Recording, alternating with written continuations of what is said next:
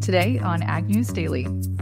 We're sending instructions with these light signals to plants and seeds in this case. And by sending these instructions, these light signal recipes to seeds in the right way, we can curate and affect the direction of their growth. Most important moments for us was actually in 2021 when we ran our first large-scale field trials, and we saw that there was no condition in which our treatments were not effective. That was something we'd never seen, and we were sort of crossing our fingers and expecting it, but it's still a big deal to be able to do that.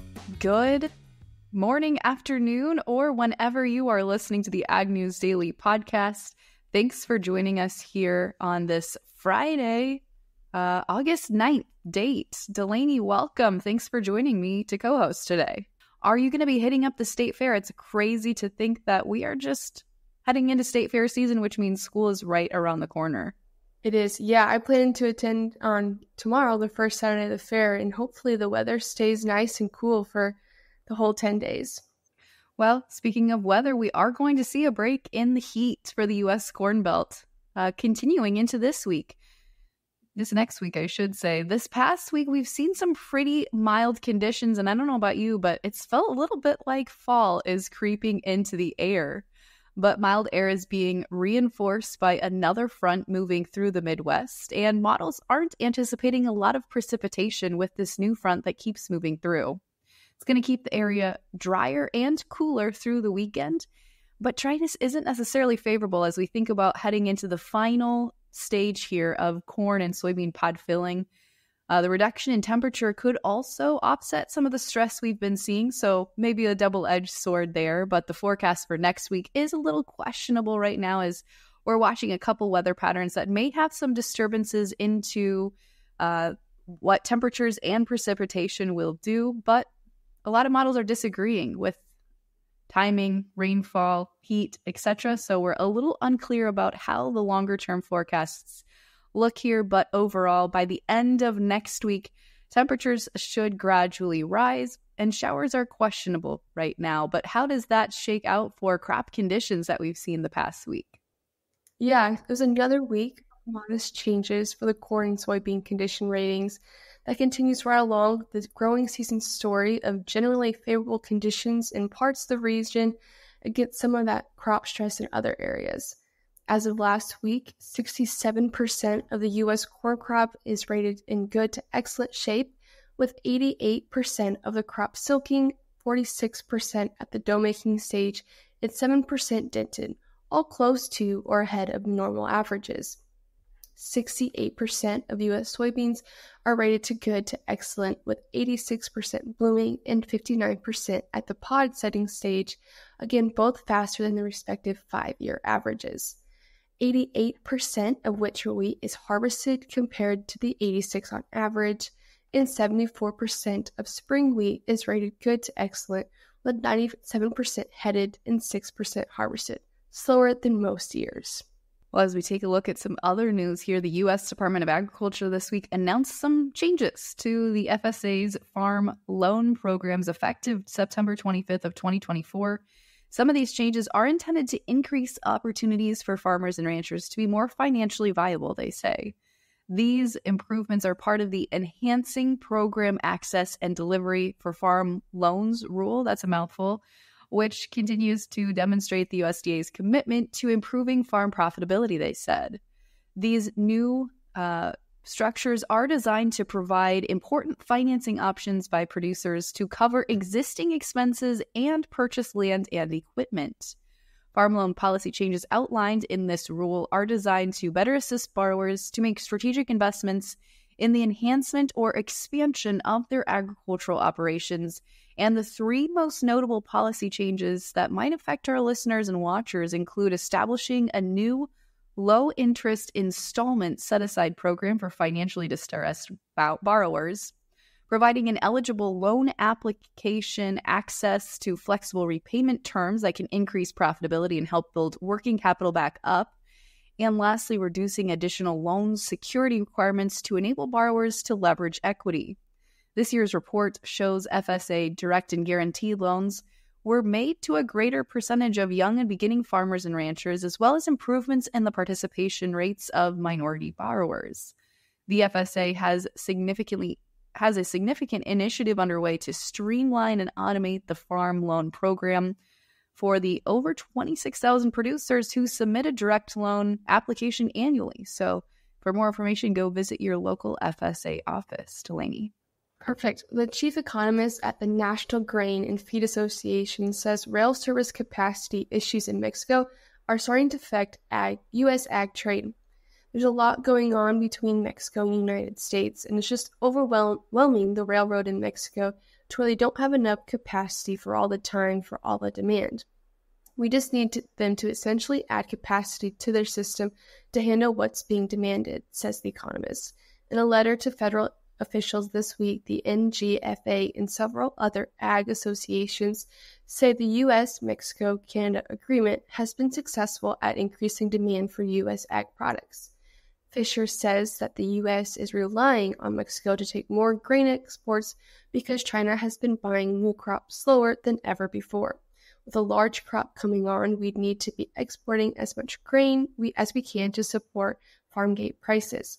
An example of those increased exports in the past year can be seen as Mexico is a top buyer of U.S. corn. In the current marketing year, USDA says Mexico has purchased close to 760 million bushels of corn from the U.S. compared to the 530 million bushels in the previous marketing year.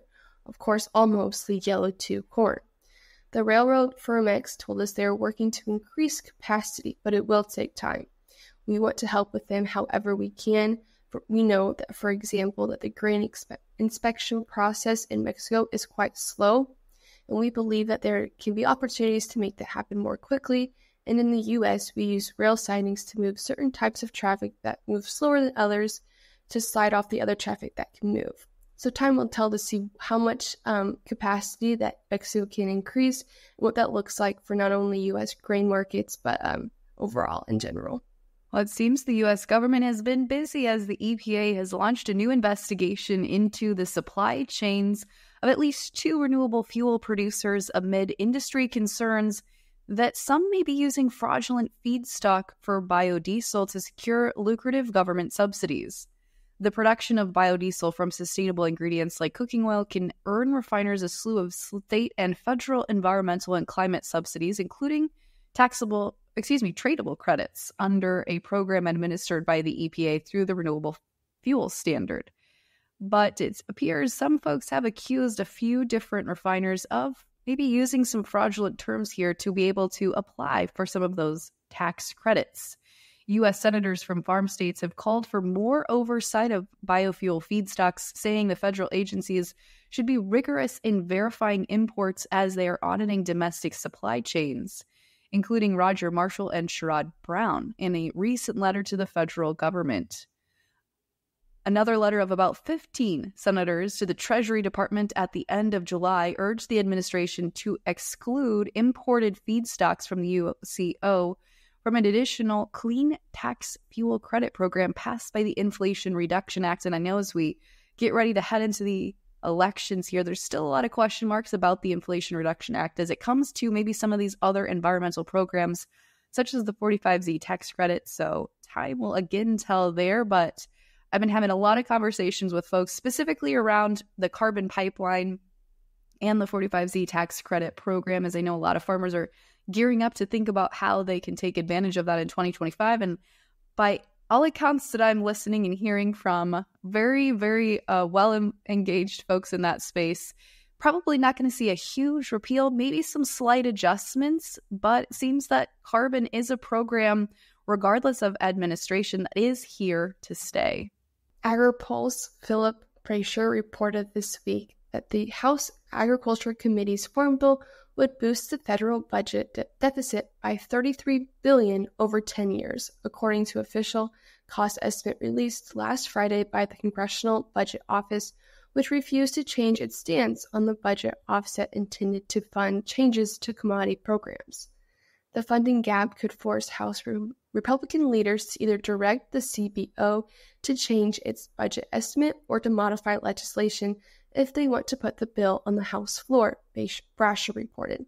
At issue, it is a provision in the bill intended to suspend USDA's use of Section 5 under its Commodity Credit Corporation Sending Authority, essentially a revolving fund. Brasher also reported that the CBO disagrees with how much USDA is likely to spend from the account, also how much would be saved from the Farm Bill provision. Because the provision could be interpreted in multiple ways, CBO said in the 27-page document, it wasn't clear that the bill language could prevent USDA from spending funds further under its Section 5 authority. Ultimately, the CBO estimated there was a 50% probability that the CCC provision could save $3.6 billion from fiscal year 2025 through 2023. Meanwhile, CBO estimated the bill would increase the cost of commodity programs by $43.4 billion over that same time period. Other cuts in the bill would lower the bill's net cost increase to $33 billion. Also reported was that Representative David Scott from Georgia, the ranking member on the House Ag Committee, said that the CBO score is the latest evidence that Republicans have problems with their farm bill and will need the help from Democrats to help pass it. By only working together can we make progress, and Republicans must turn to the negotiating table to work with Democrats to craft a truly bipartisan farm bill.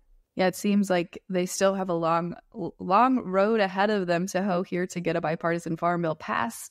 So it might be time to start placing bets on whether or not you think that's going to happen, unfortunately. But as we look at our final headline here for this morning, state warning labels on products containing glyphosate that include information contrary to scientific findings from the EPA could constitute as misbranding if the agency grants a new petition filed on Wednesday by state attorney generals from 11 different states. Glyphosate, of course, being the active ingredient in Roundup, has been the subject of numerous lawsuits alleging cancer linked to the herbicide's use. But on Wednesday, attorney generals from Iowa and Nebraska led the filing of the petition along with 9 other states, requesting respectfully that the EPA declare any state labeling requirements inconsistent with EPA's findings and conclusions from its human health risk assessment on human health effects, such as pesticides' likelihood to cause cancer, birth defects, or reproductive harm, should constitute as misbranding under the Federal Insecticide, Fungicide, and Rodenticide Act. The proposed rule, they said, clearly seeks to ambiguous concern misbranding under the FIFRA Act. But FIFRA already prohibits states from enacting more stringent or even different labeling requirements than those imposed by the EPA. And the states are asking that and said that the agency never formally codified the preemptive effect of its scientific findings for glyphosate specifically developed during the registration process, and are asking them to do so now through this letter. So that could be a huge opportunity there for agriculture to get a little bit of clarity on products such as glyphosate. But as we take a look here at our interview for the week, we're talking about something really interesting and exciting. I think our listeners are going to enjoy tuning in on here. Kicking over to a conversation with Steve Sibulkin from BioLumic to talk about light seed technology and how that could be the future of agriculture. Well, folks, since we've switched to the video format, it's been a little while since we've had a technology-themed conversation, but chatting today with Steve Sibulkin, the CEO of BioLumic. Steve, thanks for joining us today on the Video Audio Podcast. Thanks for having me. It's great to be here. I appreciate it. So, Steve, I think I was going back to the archives, and I believe we've had you on the podcast once before, but it's been quite some time. So for those of our listeners or viewers who've never heard of BioLumic, give us that 10,000-foot overview to kick off our conversation today. Sure. Yeah, thanks. So BioLumic is a agricultural biotech company, and our focus is on programming the genetic expression of plants with light. And we're doing so to create a new type of crop trait, to innovate crop traits for yields and plant health and quality, and doing that with a new mechanism, which is UV light signals. So we're introducing this novel technology to the world to improve productivity and sustainability for growers. Okay, let's break that down a little bit more. How are you using light technology to impact the genetic ability of a seed? Right. So our focus is light signal technology, and we're doing work here that's photomorphogenic, essentially using light to regulate genetic expression. We're sending instructions with these light signals to plants and seeds. In this case, seeds are the focus of our efforts primarily. And by sending these instructions, these light signal recipes to seeds in the right way, we can curate and affect the direction of their growth. And as we curate them, of course, we are doing so with an eye towards what is the most productive and impactful for the farmer, for the crop in a specific cultivation system. So when you say you're sending signals with the light, I was just in a greenhouse actually last week and in North Carolina, and they black out the room so that they're able to tell the plants how much sunlight is in there. And so they're kind of creating a fake setting or a fake environment. Is it similar to that when you're talking about sending signals to the plant, or something completely different? It's something that's completely different. Well, in most ways. So the signals that we send are, so most of what you and I and everyone learned about light, around photobiology, deals with photosynthesis, or energy provision to a plant. What we're doing here is not energy provision, but communicating in some way, signaling the plant at a very, very early stage. We're doing so as a one-time application, for example, on seeds that happens before they're sown. And in doing so, again, we're triggering through signaling pathways by targeting specific receptors, the way in which it will grow, the instructions it uses to send to itself, the mechanisms within it that we're targeting. And that then goes into sort of normal growth and cultivation. So it's a one-time application. We're not, just for clarity, we're not changing, as we're doing that, any of the genetics themselves. What we're doing is changing the expression of those genetics. That's important because in doing that, we don't end up sort of in the process of having these sort of very long and expensive regulatory processes around genetic changes. It's a genetic expression trait that we're bringing to the market. Thanks for making that clarification. I think that helps me and hopefully our listeners understand that a lot more. My next question is, how did this technology ever get discovered by BioLumic, and how did you find yourself on this trajectory with the company as well? Sure. Yeah. The credit really goes to my partner, Dr. Jason Borgent. He's a world-leading plant photobiologist. And, essentially Jason was doing some work with other scientists around ozone depletion and the increase of UV light on plants. And most of that focus was on the detrimental effects of UV light. And what Jason did, and other scientists as well at the time, he was looking at not just the downside impact, but the unbelievable ability of plants to adapt as well. And so he saw that certain UV light treatments, if you will, or applications could create a positive effect. The plant was, in effect, defending itself, creating protective responses. These protective responses became the basis for BioLumic's light recipe platform, right? Could we send something to the plant without hurting it, right? That would create a response that would lead to better root growth, or, a different compositional effect, or a stress tolerance. And so Jason did that work. I joined the company about 4 years ago. I come from an ag tech background as well. I had another company before BioLumic that I helped to spin out of Cornell University. It was a product called Adapten, a precision ag technology that we ended up selling. It got acquired by Yara. And at Yara, then I spent some time there working on their digital platform and helping them to launch a carbon farming effort called Agoro, which is now in the market. And just through mutual colleagues, I learned about BioLumic, and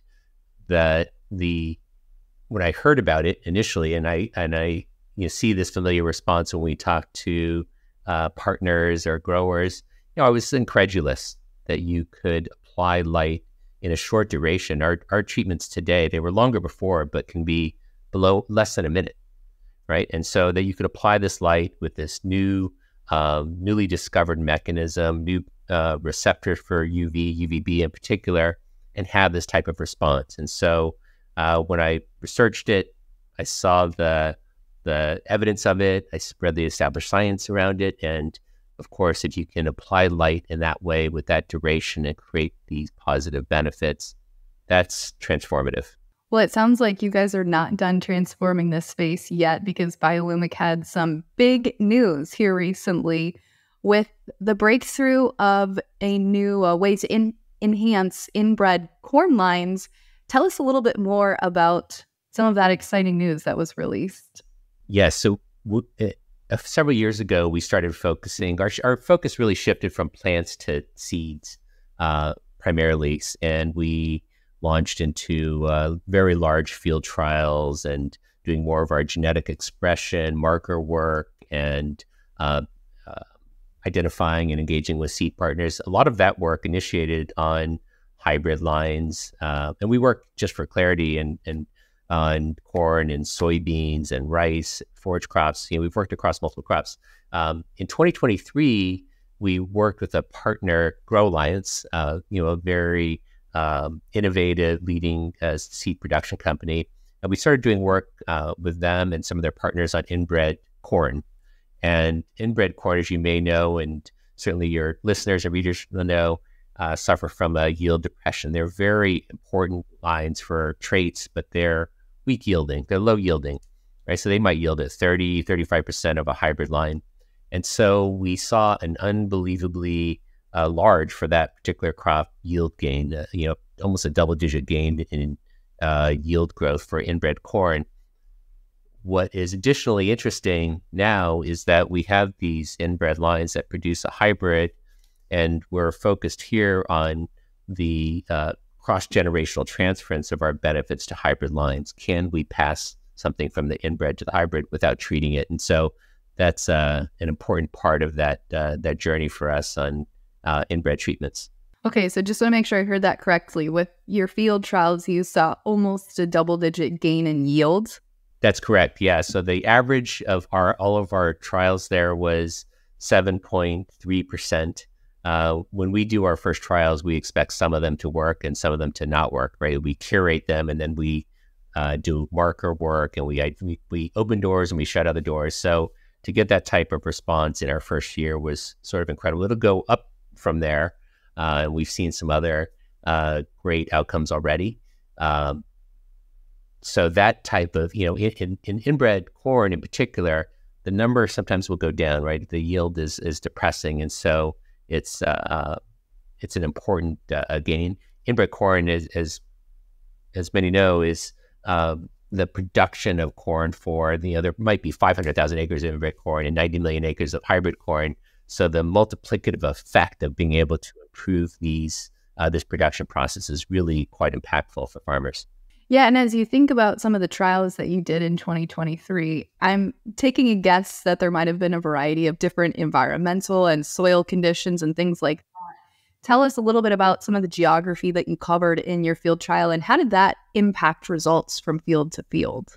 Yeah, it's a great question. We always look to work across the entire corn belt. And so we're working in different growing conditions, across different soil types. One of the most important moments for us was actually in 2021 when we ran our first large-scale field trials, and we saw that there was no condition in which our treatments were not effective, right? That was something we'd never seen, and we were sort of crossing our fingers and expecting it, but it's still a big deal to be able to do that. All of our work is done with third parties and CROs as well. And so, and when I talk about the geographic extensibility, some of our work is in entirely different climates. So we're targeting with other partners, work in India. We've done work, the company was founded in New Zealand. We've done work in those growing conditions. We've done work in greenhouse. So there's a indoor kind of greenhouse extensibility, and there certainly is extensibility and applicability across a very wide range of growing conditions. So when you think about the future of seed production, how do you want BioLumic here to be positioned, and what do you see as the future of this industry? We're putting forth into the market an entirely new type of trait, seed trait, right? It's a genetic expression seed trait. And the importance of that is that you think about a biotech crop, a GMO or a genetic editing trait, right? These are very powerful and important technologies, but they take a long time. They're very expensive. It can take 10 years and $150 million to bring to market. And we're working with a level of demand in the market and a set of deadlines, it seems, right? Some very kind of nearing in timelines for us to break this trade-off between productivity and sustainability. These genetic expression traits help to do that, right? We can bring them to market and put them in the market at what we believe is 10% of the time and cost of a biotech crop trait. And so they'll work in concert with them, but they're impactful. The mechanisms that we target work across all plants, all crops, right? And because we're not changing the underlying genetics of the crop, they aren't subject to the same regulatory burdens that some of those other biotech processes are. So Steve, as growers listening or watching, maybe tuning in with us today, what does this mean for the grower at the farm gate level? Are they able to buy BioLumic treated seeds as of today? And what does that cost a farmer?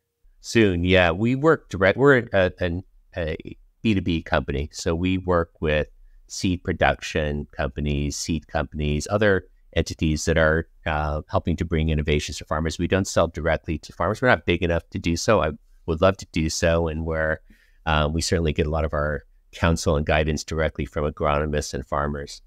So this year is the first year that we are launching commercial traits. That's happening in inbred corn.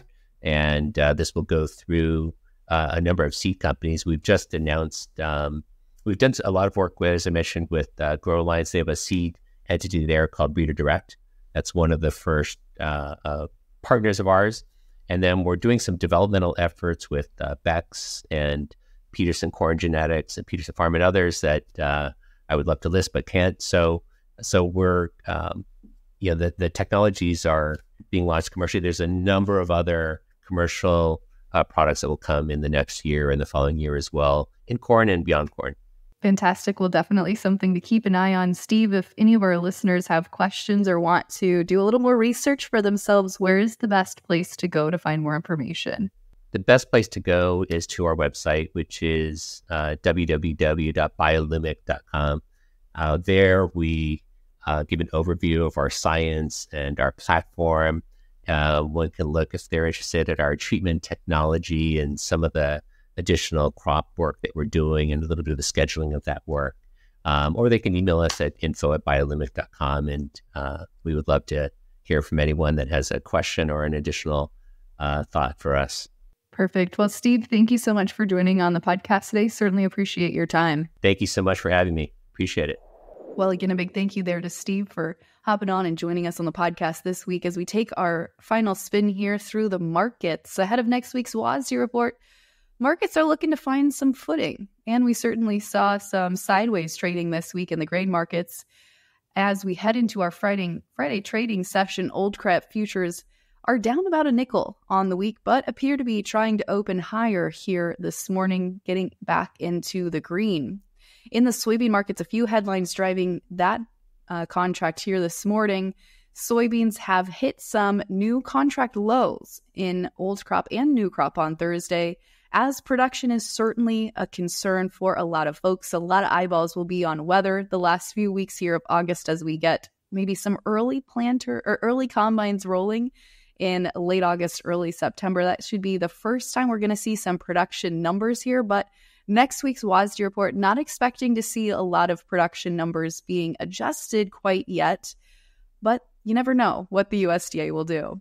As we focus our attention on South America, Argentina is once again seeing a worker strike that may impact grain flow throughout the country. So might be an opportunity here if we see a huge movement in the markets to look at maybe making some calls to your broker to see if it's an opportunity to sell some crop. But that's what we've got this week for the markets. That's what we've got this week for news. Delaney, anything else to share with our listeners before we wrap up for today? I don't think so. Well, with that, should we let them go? Let's let them go.